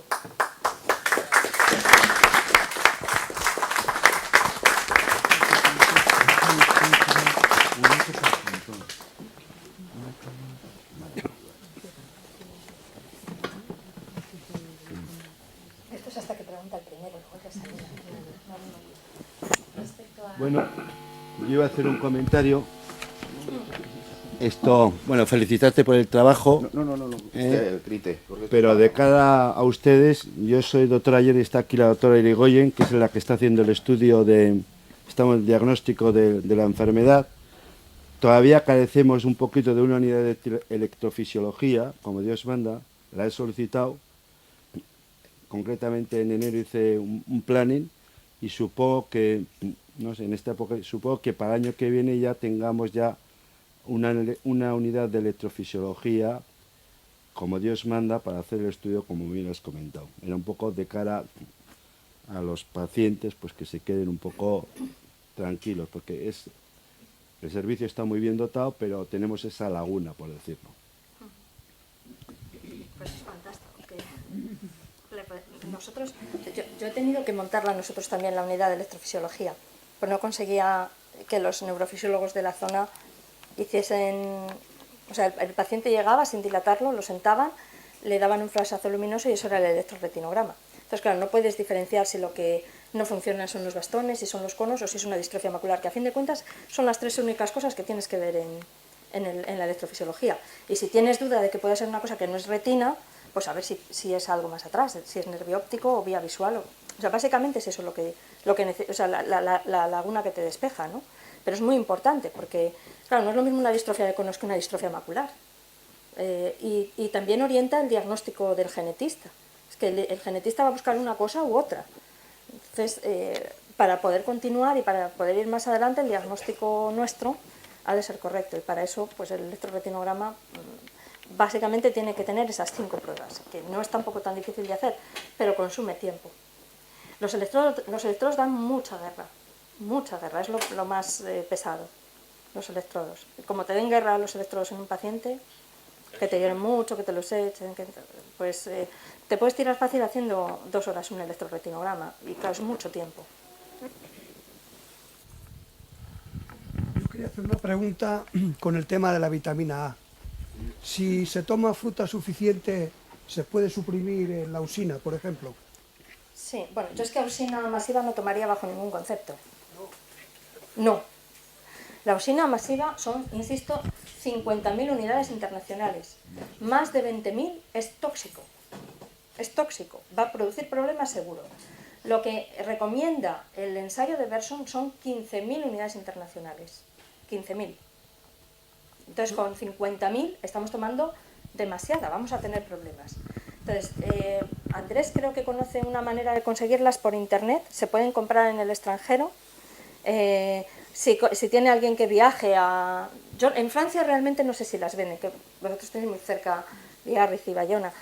Yo no sé si en Francia las venden, no sé si vosotros lo sabéis. Bueno, yo suelo mandar varios fármacos cuando hay carencia aquí, suelo mandar fármacos en Francia. Ellos todavía tienen la usina A masiva y la A más C, que claro que está la E, entonces... Que está la E. Eso ha sido hasta hace 15 o 20 años, supongo Parecido. que tomarán laboratorios TEA, que es la matriz es francesa, probablemente en un futuro se plantee eso. Yo he hablado con algunos laboratorios, por ejemplo, he preguntado a Novartis, he preguntado a algunos laboratorios, ellos no tienen interés en sacarlo, porque no hay mercado suficiente. O sea, para que ellos sacaran esto, en lugar de sacar un suplemento vitamínico, tendrían que sacar un fármaco. La legislación es mucho más dura. Y entonces no se plantean sacar un fármaco porque ya tienen sus suplementos vitamínicos. Dicen, no, pues receta los suplementos vitamínicos que yo ya tengo en el mercado. Yo veo difícil que aquí en España se llegue a comercializar, pero, por ejemplo, si se viaja a Estados Unidos, en el Reino Unido, en los boots, o sea, en esto que son para farmacias, que ni siquiera son farmacias, consigues unos botes así de grandes, de 100, de 500, de tal, de 15.000 unidades internacionales, que es lo que se supone que hay que tomar. Desde luego, más de 20.000 es tóxico, o sea, es que no podemos recomendarlo, o sea, tenemos que desaconsejarlo seriamente. Y luego, bueno, pues se pueden a lo mejor conseguir por internet, la compañía que lo vende es Carlson, me parece, que es americana, y hay una manera de comprarlo vía internet en Holanda, porque de esa manera te evitas que te lo frenen en la aduana. Al comprarlo en Holanda, que es Comunidad Europea, no te lo frenan en la aduana. Si lo compras directamente a Estados Unidos, te lo frenan en la aduana. Entonces hay un sitio que a lo mejor pues Andrés os puede decir cómo conseguirlo, que se pueden comprar las 15.000 unidades internacionales, desde luego nunca 50.000, y desaconsejado completamente tomar vitamina E. O sea, cualquier suplemento que tuviera vitamina E no se debería de tomar.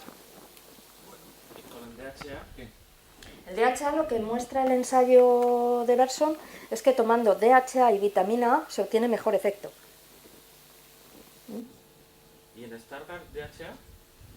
El DHA en Stargardt no tiene contraindicación. Lo que tiene contraindicación es la vitamina A, o sea, porque la mutación es de una proteína transportadora de la vitamina A que lo que hace es que aumente mucho la vitamina A dentro de la célula. La vitamina A se transforma en un metabolito tóxico que es el que mata la célula. O sea, la célula se muere por acúmulo de un metabolito de la vitamina A. Si tú aumentas la vitamina A, entonces estás aumentando la cantidad de producto tóxico de la célula y estás acelerando la enfermedad. Y eso se ha visto en ratones transgénicos, o sea, en ratones a los que se les ha puesto la mutación de ABCA4 y se ha dejado, esos ratones transgénicos, un grupo con dieta normal en vitamina A y con dieta suplementada en vitamina A. Y el deterioro de la retina en los ratones que tomaban vitamina A era muchísimo más rápido, el proceso estaba totalmente acelerado. Entonces, está formalmente contraindicado tomar vitamina A los pacientes de Stargardt, de Stargardt o de fundus flavimaculatus o de una distrofia de conos y bastones producida por ABCA4, que también los hay. Entonces, cualquier paciente que tenga mutación demostrada en ABCA4, contraindicada la vitamina A.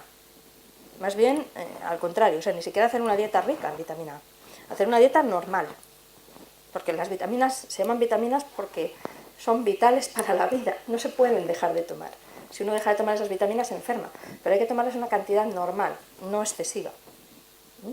¿Y la luteína?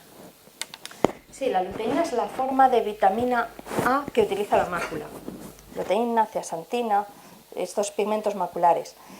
Realmente no hay un estudio hecho en retinosis con luteína, pero sí que hay algunas cosas que sugieren que podría tener algún tipo de efecto el tomar la luteína. Desde luego, donde más estudios hay hecho con luteína es en regeneración macular asociada a la edad, pero en retinosis pigmentaria no hay ninguno bueno terminado. En Stargardt no, porque es una forma de vitamina A y no se podría tomar.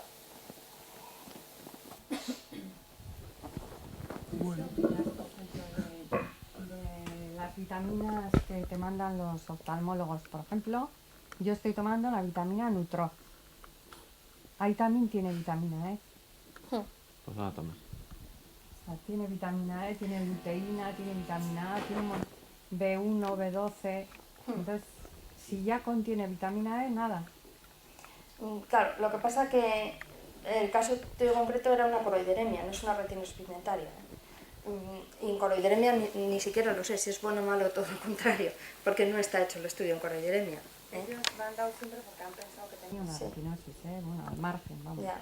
El problema de tomar los fármacos de la DMAE, o sea, fármacos de DMAE hay 1000, ¿no? O sea, el Vitalus 10, el Nutro Omega, el Oftalmácula, el Locubite Lutein, no sé, seguro me dejo alguno, hay muchos, ¿no?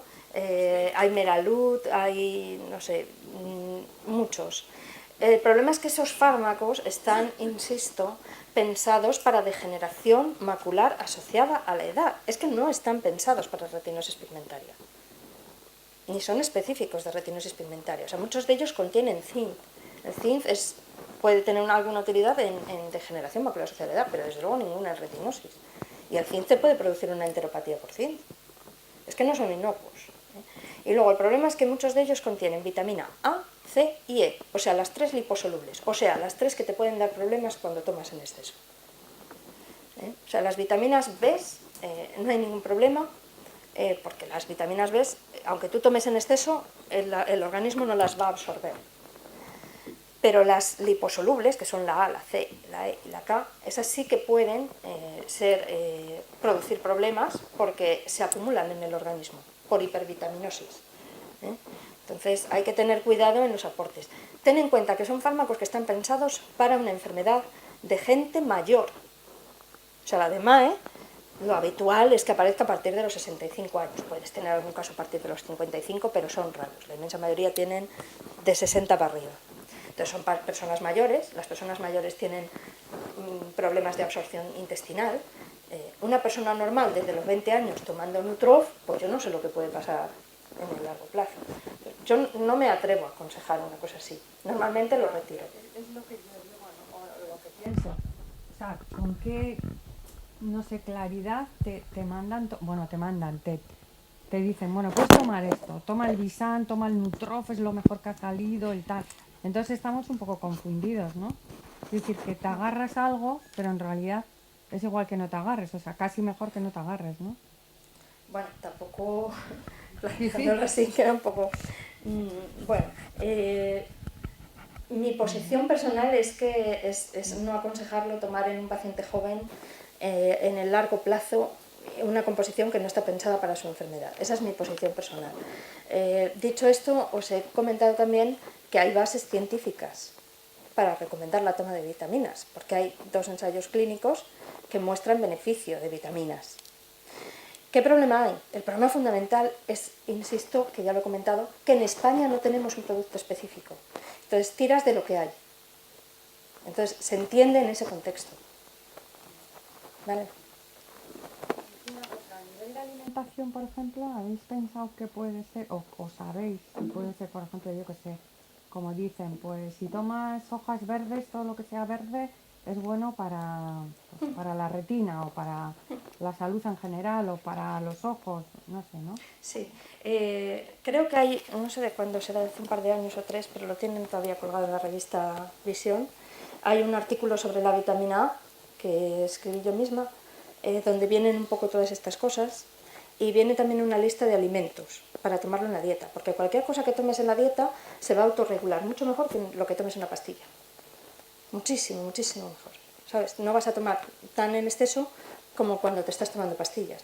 Luego hay otro problema que a veces también me encuentro, que es que el otorrino pone una vitamina, el oftalmólogo otra y el médico de familia además piensa que no sé qué y pone otra. ¿Sabes? Y al final estás tomando en exceso. Hay una lista ahí que, bueno, pues por ejemplo se recomienda tomar todas las cosas que son de la verdura, sobre todo la de hoja verde, espinacas, acelgas, cosas de ese tipo. La fruta sí puede ser fresca, que tiene más vitaminas, por ejemplo un melocotón tiene más vitaminas fresco que un melocotón en almíbar, pero es preferible tomarte melocotón en almíbar que a lo mejor otra fruta que tenga menos vitaminas antioxidantes, ¿no?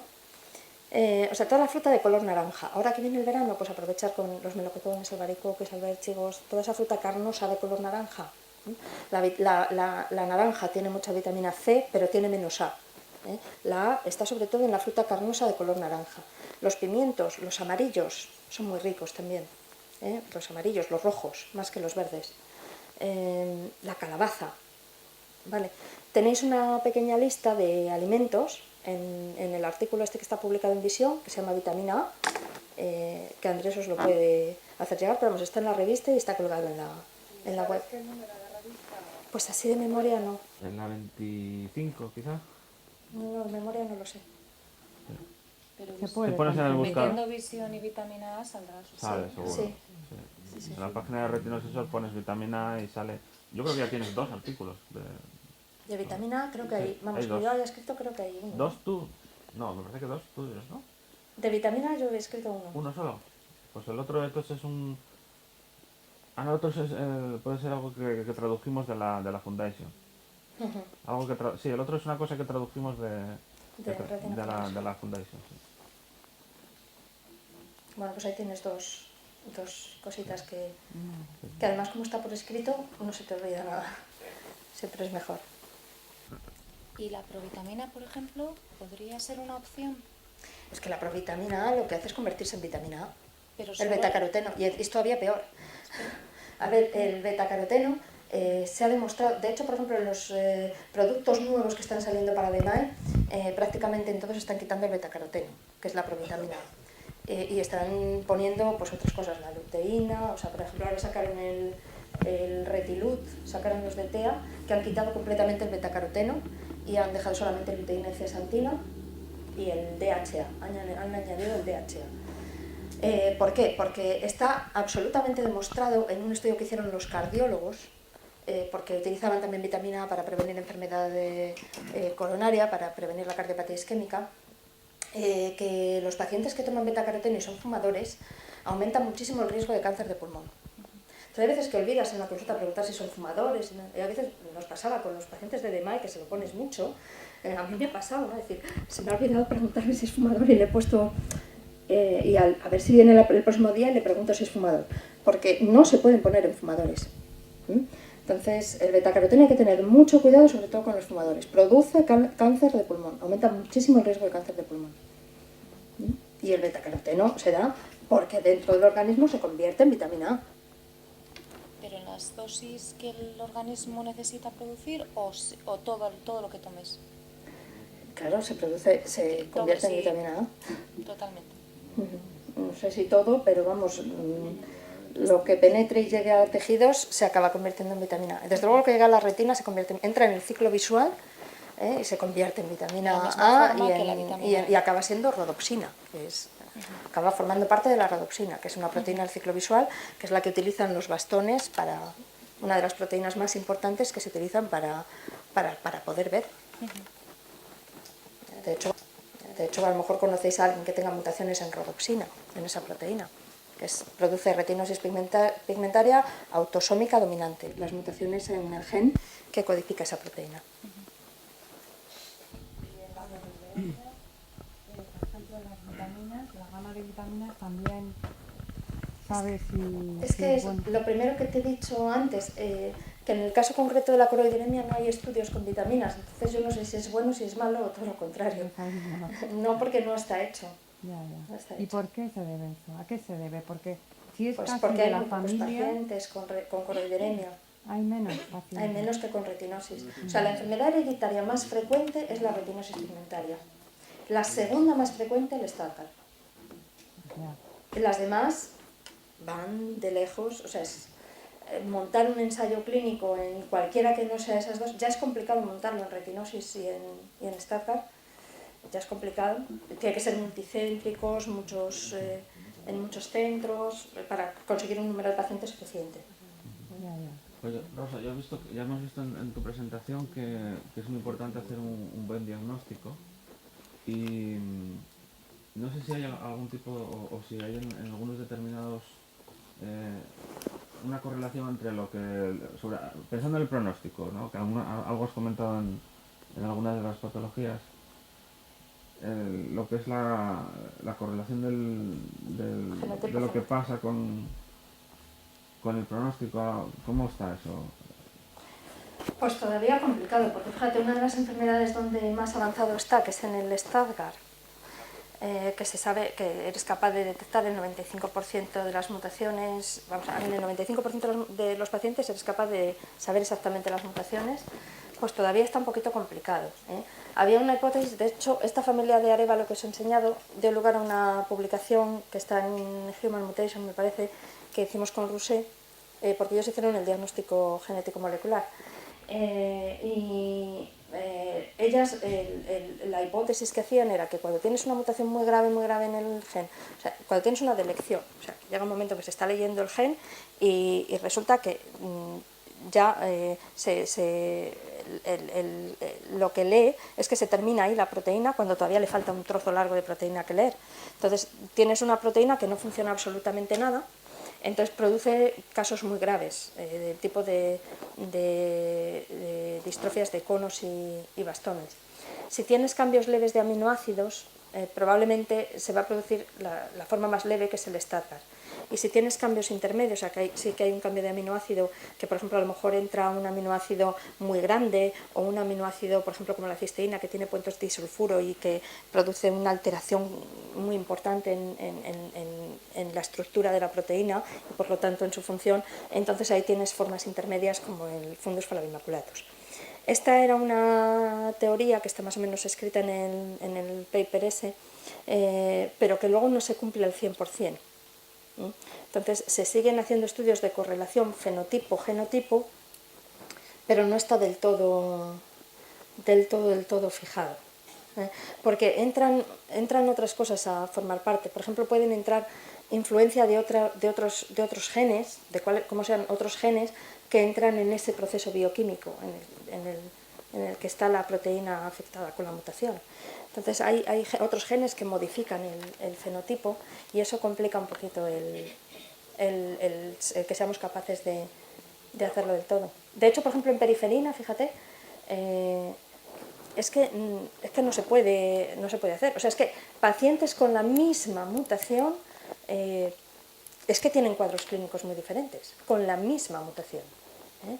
Había traído una cosita cortita que si queréis os la enseño, que es un trabajo que hemos hecho con Juanjo Tellería, que lo presentamos en la Sociedad de Retina Vítreo también. Estoy preparando la publicación, lo he mandado al European Journal, a ver si me lo aceptan. Fíjate, son un padre y un hijo. El padre... ¿No podéis callar, por favor? Porque está hablando ella. El padre tiene una retinosis típica y el hijo solo una distrofia en patrón con este pigmento de aquí. Tienen la misma mutación, la misma. Y esto está descrito desde hace muchísimo tiempo, lo que os decía. Lo mismo, por ejemplo, una distrofia en patrón con muy buen pronóstico, una distrofia en patrón en alas de mariposa, y sin embargo este otro paciente con mutación en periferina también y con una distrofia coroidea areolar central. Este trabajo en el que hemos encontrado 4 mutaciones diferentes, tenemos afectaciones de todo tipo de la retina, o sea, desde casos muy benignos hasta casos intermedios a casos muy graves con retinosis o con distrofias de conos y bastones bastante extensas que se extienden hacia media periferia de la retina y solamente explicadas por 4 mutaciones distintas en los 32 casos que hemos analizado. Entonces, la misma mutación en el mismo gen te puede producir cuadros muy diferentes, con lo cual es complicado a veces decir el pronóstico solo con el diagnóstico genético molecular. Claro. A ver, dado esta explicación última, por lo visto, el que haya un tratamiento general para todo va a ser muy difícil. Tendrá que ser más o menos un tratamiento a la carta, ¿no?, para cada paciente. Hay algunas aproximaciones, eso ya, por ejemplo, lo comentamos, por ejemplo, la terapia génica va a ser para la mutación concreta de ese gen. Eso, la terapia génica indudablemente va dirigida a una mutación. O, por ejemplo, cuando va a un mecanismo concreto de acción, como la fenretidina. La fenretidina lo que te bloquea es la vitamina A.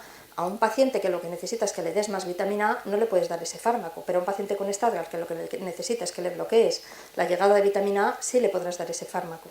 Entonces ese también va dirigido a un mecanismo concreto de acción. Hay otro ejemplo, por ejemplo, se intentó dar diltiazem, que es un fármaco que utilizan los cardiólogos, que bloquea los canales del calcio en el corazón, que se dan en arritmias y se ha intentado dar para los pacientes de retinosis que portan la mutación en la fosfodiesterasa del gen epicíclico. Que en ella, los que portan esa mutación, también hay un problema de los canales del calcio, entonces entra mucho calcio dentro de la célula, el calcio atrae agua, la célula se hincha, se rompe y se muere. Entonces, para ese mecanismo de acción se pueden bloquear los canales del calcio y supuestamente cuando se ha hecho en ratones pues mejoraba. Lo que pasa es que luego no ha llegado a humanos porque parece que tenían problemas técnicos, la dosis que tenían que utilizar llegaba a ser tóxica y eso no va a ir a ninguna parte. Pero tratamientos con esa idea de que lo que van es a bloquear o a actuar en un mecanismo concreto van a ir dirigidos a pacientes con mutaciones concretas. Pero en concreto, poner células madre o la visión artificial o los antioxidantes o todo lo que es neuroprotección son aproximaciones inespecíficas, da igual cuál sea la mutación que tengas. Lo que utilizas son, en este caso por ejemplo, de la neuroprotección, se utiliza el CNTF-alfa porque es una sustancia que producen las propias células que enlentece, que bloquea el proceso de apoptosis. La apoptosis es la forma en la que se mueren las células en la retinosis pigmentaria, que se suicidan. No se mueren así porque las hayan matado, sino porque se suicidan. Dicen, uy, estoy funcionando mal, me voy a morir. Y ponen en marcha un programa específico que se llama apoptosis y la célula se muere y desaparece. Entonces, este tipo de terapias, incluso hay otros fármacos que bloquean la apoptosis con sirnas, con RNA de interferencia. También hay gente aquí en el País Vasco que trabaja en sirnas, en RNA de interferencias. trabajan para otras enfermedades, pero bueno, es una tecnología que se puede utilizar de hecho en retinosis pigmentaria, sería más inespecífica, no sería para una mutación concreta. O sea, hay tratamientos que sí que van dirigidos a mutaciones concretas, pero hay otros que no. Y este, por ejemplo, de la terapia de células encapsuladas, puede ser lo que tengamos más próximo en llegar a la clínica, porque está el ensayo clínico iniciado, los pacientes completamente reclutados, y lo que estamos esperando son los resultados a 2 años. Resultados no solo de eficacia, de que sirvan para algo, de que realmente los pacientes mejoren, porque si no mejoran, pues no les vamos a recomendar hacer una cirugía para poner esto si no funciona, y segundo, que sean seguros, que no nos produzcan complicaciones graves. Entonces, se está haciendo la fase 2, que es eso, eficacia y seguridad. Y esto lo tenemos, yo creo que relativamente cerca. ¿Y esas células habría que cambiarlas cada X tiempo? No, quedarían ahí para siempre. Lo que antes explicaba, las células madre son inmortales. Por eso se usan para este fin, para que no se mueran nunca. O sea, tú las pones ahí, ellas no se van a morir nunca, son inmortales. Por eso se usan células madre. No para reponer nada, sino porque no se van a morir. Entonces están modificadas para producir CNTF-alfa. Y eso te sirve como un reservorio del fármaco, por decirlo de alguna manera. Porque se ha visto la eficacia del CNTF-alfa pinchando el intravítrea. Pero los pinchazos, hombre, nosotros los estamos haciendo en degeneración macular asociada a la edad, que pinchamos muchas veces mensualmente, pero tiene un número finito de pinchazos, ¿no? O sea, creo que la media está en 2 años entre 9 y 10 pinchazos. Pero en un paciente con retinosis tendrías que plantearte poner una inyección mensual durante toda la vida. Eso es lo complicado, ¿no? Es realmente complicado, y más en pacientes jóvenes. Entonces, si tú pones un reservorio que te está soltando el fármaco sin tener que pinchar todas las veces, tiene esa ventaja además. Esta tecnología se puede utilizar para otras cosas, y de hecho se están planteando, quien lo desarrolla es Neurotech, que es una compañía americana, y se están planteando utilizar la misma técnica de terapia de células encapsuladas para producir otras cosas diferentes del CNTF-alfa. Y con respecto al CNTF-alfa, tienen 2 ensayos clínicos. Uno que es de retinosis pigmentaria, que es esto que os presento aquí, y otro que es en degeneración macular asociada a la edad en la forma seca o atrófica, que también en la parte central se mueren las células de la retina y desaparece, y tienes una zona de retina que falta en la parte central. Y lo están utilizando también para eso, para forma seca de degeneración macular asociada a la edad. Tienen otro ensayo clínico abierto, también con pacientes reclutados y con el Chesmi impuesto. El día 26 hicieron una rueda de prensa diciendo Sí, queda bien. que va muy bien. El de DEMAE. El de DEMAE. Ha salido el de DEMAE. Es el de DEMAE. En caso de que eso funcionara, significa que nos pararíamos donde estamos. No sé si nos pararíamos donde estamos, pero la enfermedad iría más lenta. Más lenta. Ya, o sea, quedarte ahí, que no se vaya a perder ninguna célula, me parece complicado. Pero por lo menos enlentecer la progresión de la enfermedad. Desde luego también tiene su indicación en pacientes que conserven visión, en pacientes que ya han perdido completamente, pues que no tienen nada que enlentecer. Eso también es una limitación del tratamiento.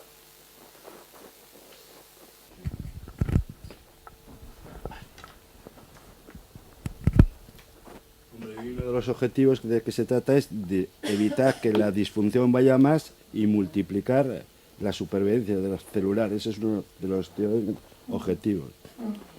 Yo tengo un poquito de experiencia, que has hablado de la brimovidina, en las neuritis ópticas isquémicas por el papel neuroprotector. Y hace tiempo estuve con él de ese tema y eso no me ha funcionado mucho. Lo suelo poner muchas veces en neuritis ópticas isquémicas para evitar el otro cuadro muchas veces. Y he tenido también... ¿Es el medicamento del glaucoma que decías? Sí. Que es un fármaco de Allergan que está en el mercado y se usa para el glaucoma. Yo también, los compañeros de glaucoma también comentan que realmente no es evidente el efecto. Y luego aquí en el País Vasco hay el síndrome de distrofia demiotónica de Steiner, es muy frecuente debido a la orografía, que hay 200, yo creo que tenemos unas 250 o 300 familias, que es una cifra altísima. En Guipúzcoa probablemente haya 180 o 120. Sí que he visto yo las distrofias en ala de mariposa, pero menos de las que, no sé, yo creo un porcentaje de un 2%, un 3%. Pero claro, esto habrá que seguir, por si acaso, ese comentario que has hecho tú de la posible, Que pueden hacer distrofias más extensas. más extensas. Sí, pero vamos, la mayor parte de los Steiner lo que tienen son cataratas. Sí. Cataratas, Pero hacen aquí tenemos cataratas muy una... precoces, tenemos, que esas operaríais entonces como sí, churros, ¿no? sí, sí, Serían muchas. Diagnostican en la consulta. sí, sí.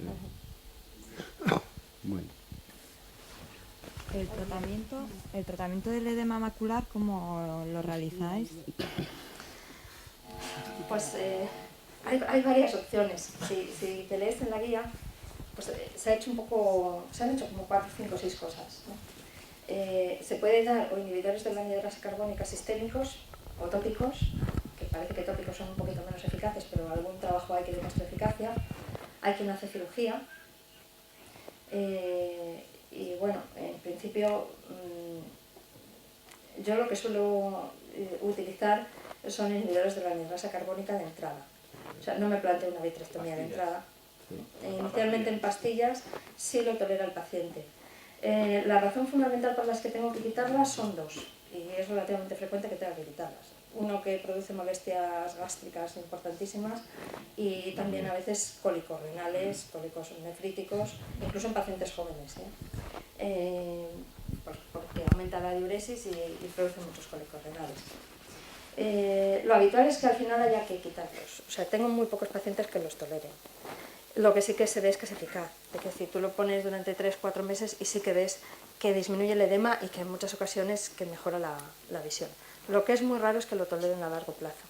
Si veo que no lo toleran, pues paso a la vía tópica, pero realmente es muchísimo menos eficaz. O sea, el efecto que habías conseguido con el sistémico, con el tópico normalmente lo pierdes.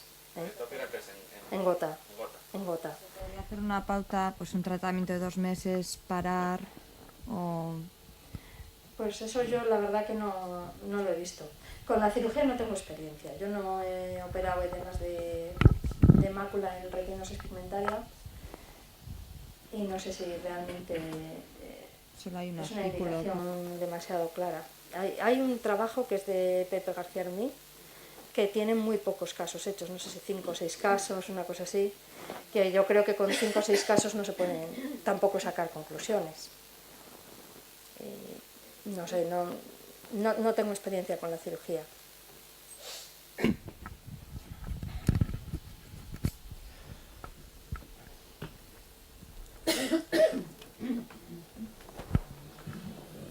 ¿Alguna pregunta más?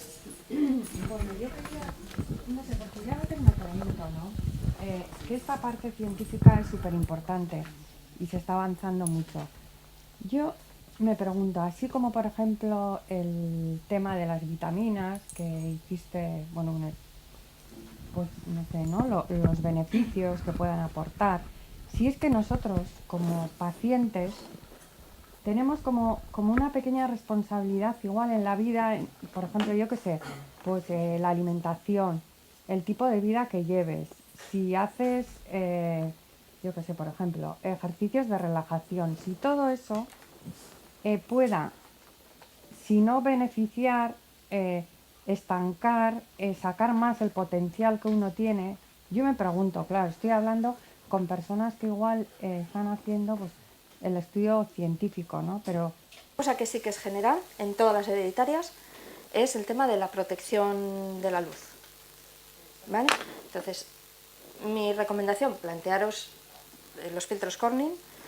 No solo mejoran la visión, los Corning son el gold estándar, puede ser cualquier otro filtro, de igual Noir o de Silor o de la casa comercial, o sea, de Indo que tiene, pero de ese tipo, o sea, filtros específicos para enfermedad de retina, porque protegen de la luz azul y del ultravioleta, que generalmente son los causantes del deslumbramiento. O sea, normalmente el paciente con hereditaria, todos en general, o sea, me da igual que sea un SORSBI, que sea una retinosis, que sea un Stargardt, normalmente tenéis un conflicto con la luz. Quizá un poquito más acentuado los pacientes con retinosis. O sea, si falta la luz no se ve, pero si hay un exceso de luz, baja la visión que uno tiene. Ese es el deslumbramiento. Entonces, el deslumbramiento se controla bien con los filtros.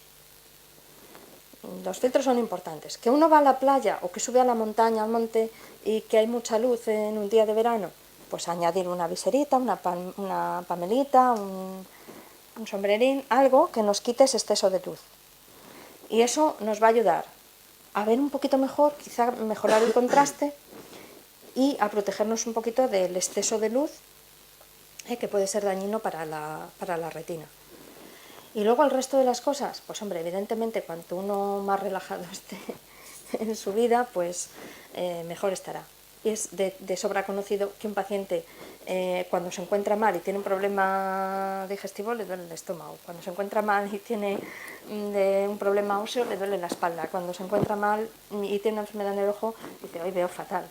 Entonces, bueno, pues cuanto más relajado estés y más feliz seas y mejor lleves tu enfermedad y menos deprimido estés, pues mejor, ¿no? Es evidente que un paciente con una enfermedad de este tipo, cuando se entera del diagnóstico, pasa una fase mala, él y normalmente la familia, ¿no? Por todo lo que implica, ¿no? Porque es una enfermedad que además no tiene tratamiento, que voy a acabar viendo muy mal, que mi vida, que mi trabajo no lo voy a poder hacer, que mis estudios, que si mi hijo va a llegar a ser normal, que si además yo se la he transmitido a mi hijo y soy la culpable. No, o sea, todo esto hay que asumirlo. Es una fase pues como la que pasan los enfermos que les diagnostican de cáncer y eso está perfectamente estudiado por los psicólogos, hay que asumirlo, hay que pasarlo y tratar de seguir uno con su vida, de tratar de hacer la vida lo más normal que se pueda, de que le afecte lo menos posible y de tratar de ser feliz, porque de esa manera pues vamos a estar todos mejor, nosotros, la familia y todo el mundo. Y eso es recomendable, pero pues no es fácil. Hay que pasar. Las primeras etapas hay que pasarlas. Como cuando se te muere un ser querido. De hecho, hay trabajos en revistas de psicología que demuestran que el duelo que pasa a una persona que se entera que se va a quedar ciega es absolutamente comparable con el duelo por la pérdida de un ser querido, de un padre, de una madre, de un hijo. Es importante. Eso también tenemos que ser conscientes de ello y ayudar en la medida que podemos. Pero luego también hay que tomar una actitud activa, ¿no? ante la vida, ¿no? No solo, bueno, yo tengo un problema visual grave, que es verdad, de momento no hay tratamiento, pero también, bueno, puedo seguir adelante en la vida intentando mantener mi visión en el mejor estado posible, haciendo todo lo que contaba Ana, ¿no? Y luego también, pues intentar suplir esas dificultades que nos van surgiendo cada día, pues aprovecharnos también de la tecnología, de los filtros, del sentido común, ponernos la gafa, ver en sombra, y también siendo un poco pesado con el oftalmólogo para que nos haga bien las pruebas y diciéndole, oiga, es que a mí me gusta ver la televisión y a lo mejor pues habrá que tener un óptico al lado que le diga, pues ahí está lupa y esta otra lupa y es que a mí, ¿y por qué no me gradúas? No, pues en total no ves, pero es que yo quiero leer un poquito. Entonces a lo mejor hay que ser pesado también con la de la óptica para que nos gradúe bien. Todas esas cosas, ¿no? Hay que mantener también una actitud un poco de pinchar a los demás y que nos hagan los estudios genéticos, porque luego al final va a tener mucha importancia. No, total, como eres el único en la familia, ¿para qué vamos a hacer nada? Lo que pasa es que si eres el único en la familia es complicado hacerlo. Ese es el problema. Resulta que al final revisan a mi tío y también... Eso sí, eso sí. Hay que tomar... Vamos, es mi perspectiva personal, ¿no? Como afectado y como... Intento tomármelo así. Y aprovechar un poco también pues las oportunidades que nos da tener un problema visual, que algunas da.